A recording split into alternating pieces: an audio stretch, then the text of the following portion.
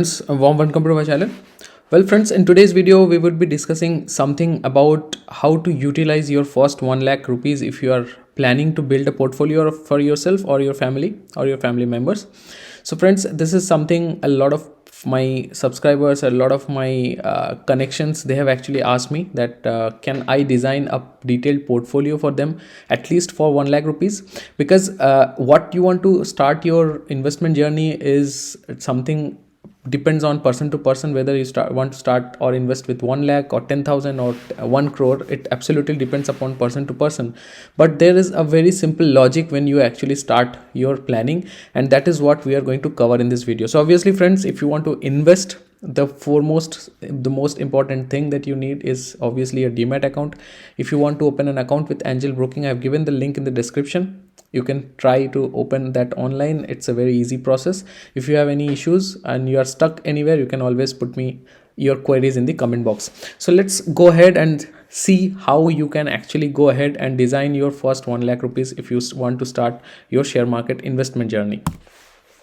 So the key word that I'm going to discuss here is diversification. This is very important because that's the only thing where you can leverage your most of the positions. If you do not diversify, you just put everything in one basket, it's very difficult. And that is one of the reasons why people invest in mutual funds, because mutual fund is a basket wherein multiple shares or multiple indexes, multiple industries, multiple domain, multiple vertical shares are clubbed into one umbrella and invested into a fund, which gives you an annualized return. But obviously the return that you get is not a massive return, and that is some of the reasons why people still want to invest in stock market, because the return that you get in stock markets is much more than what you actually get in mutual funds. So we will be discussing about how you can design and how you can achieve this diversification in the proper sense, and I'll try to give you some of the examples which will be helpful for you to identify the stocks. The name of the stocks that I'm giving is obviously an example. You can always select them from that particular section or that particular business area, but this is just for your reference and for your example I'm quoting, so that you get an idea of what I'm talking about. The first thing, friends, you have to have invest 20% of your stocks in blue chip. So if you are planning to invest 1 lakh rupees, then 20,000 rupees should go to only blue chip companies. 20%, once you have invested, the next lot that you're going to invest is 30%, which is the growth. So the companies which are having a good growth potential in the coming future, you are supposed to invest. So next lot would be 30%. So you're done with your 50%. Next 20% is dividend. Obviously when you invest in share market, until unless you sell your shares, or you will not be reaping the benefits. You have to sell off your position, and then that money will come into your bank account. But for long term investors, it's always needed that there is a frequency, or there is a continuous flow of fund that comes into your account. So for that you need to have some investment in dividend specific stocks. So there are a lot of PSU stocks which are known for heavy dividend paying companies, so they pay hefty dividends every year. So you have to have investment in dividend paying companies as well, so that there is a steady flow of income coming in. You need to invest 20% in index funds or ETFs. I have always told that this is something which is the safest of the all. So you actually get a fixed annualized return. So there is very less amount of risk involved. So obviously you need to invest in good mutual funds. So 1 lakh, if you are planning to invest, make sure that you have 20% or 20,000 rupees in mutual funds. ETFs I have mentioned because you can actually invest in Bs as well. I have a lot of time made video on that. I personally invest in a lot of index Bs, bank nifty Bs, bank Bs, a lot of different Bs I do invest.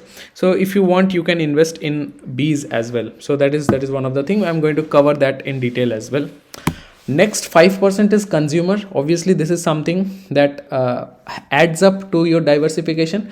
So this sector is catered to people wherein consumption is focused, because this is something which is never ending.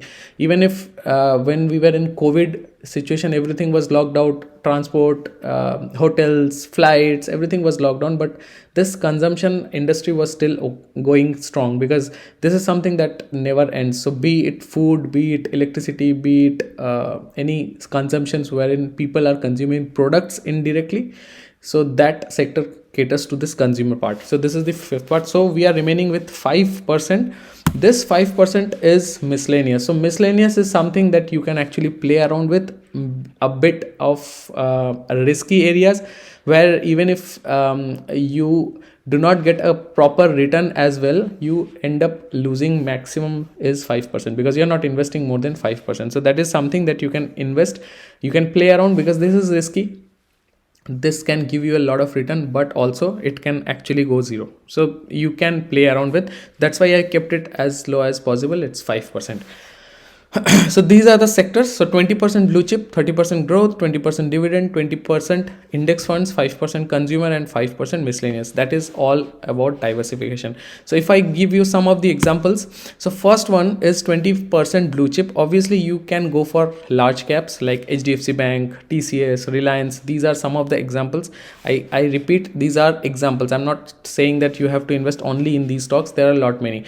You can replace HDFC Bank with ICICI Bank. You can replace TCS with Infosys. You can replace Reliance with any Bajaj Finance or Bajaj FinServ. So there are a lot of options you can play around with, but 20% has to be blue chip. Next is 30%. So Deepak Nitrite, because chemical is in boom. Airtel, because work from home and clouds and stuff like that, it's the future obviously. So that's why you need to have a telecom company in your portfolio. Then Exide, obviously battery is the future, and you will see gradual shift from like oil, petrol, diesel cars to moving to batteries and stuffs like that. So that's why you need to have Exide as well in your portfolio. So these are some of the picks wherein in future you can see a lot of growth coming in. So that's why I have picked this, and I have kept it the maximum, because growth is something where you need to put in heavy. Next one, dividend, as I've said, has to be PSU stocks. So ONGC, Indian Oil, Coal India, SAIL, NALCO, NTPC, HPCL. So it's like hell lot of companies are there. You can pick any, and you will get an idea of which company pays better dividend, and all those informations are available online. You can let me know. I can share a list separately as well, which is the highest paying dividend companies. But again, dividend paying company is needed for a steady flow. Next, I said index. So 20% in index funds. Now index funds are funds which purely invest in Nifty, Nifty 50 funds like that. So Axis Group, HDFC Group, SBI Group, Nippon, any group you pick in, but you have to focus whether they are index funds or not. And again, I said Nifty Bs, that is something you can put in. So 20% allocation to index funds. Next, I talked about 5% from the consumption, that is Hindustan Unilever, Godrej, Ashok Leyland. So that actually you can mix up a lot. So these are some of the examples I've given. So consumption sector, you have a lot of companies that you can invest, and you can pick any random company. So 5% on consumption. Now coming to the last most important part, which I spoke about at the very beginning, that we are going to talk about miscellaneous sector. That 5% is miscellaneous, and what are the riskiest part that you can play around with. So friends, this 5% is, number one is commodity. Obviously commodity can be gold, right?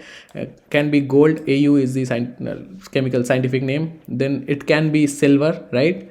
And it can be zinc, it can be copper, it can be tin, any commodity that you want to play around with. If you are interested, you can invest in commodities. It can be currency. So you are either you are buying AUD, you are buying GBP, you are buying USD, you are buying JPY. So you can buy any currency that you want to.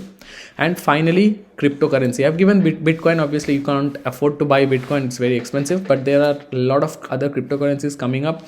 If you if you are interested, I've given WazirX link as well in the description. You can just open an account and start investing in cryptocurrencies as well.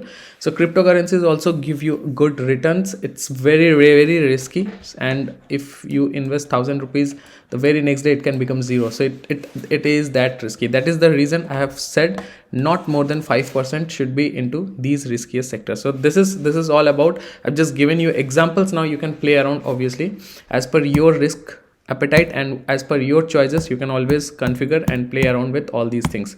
So I hope friends you have liked this video, and requested. That's why I made this video. You got an idea how you can actually diversify and you can start your investment journey. Thank you so much for being with me. If you have liked this content, it's very important, it's very informational, it will be helpful for a lot of people, so keep sharing and share this video in all your social networks. Do subscribe, that's very important. Your subscription is very important for the channel to grow. I'm trying my level best to produce quality content, and it's your part that you also have to do, and you have to subscribe so that you keep supporting, and both of us grow parallelly. Thank you so much, and enjoy your rest of the day, and I hope you are having a lovely trading week, and I'll be back with something informational as soon as possible. Take care, and take care of your family. Goodbye.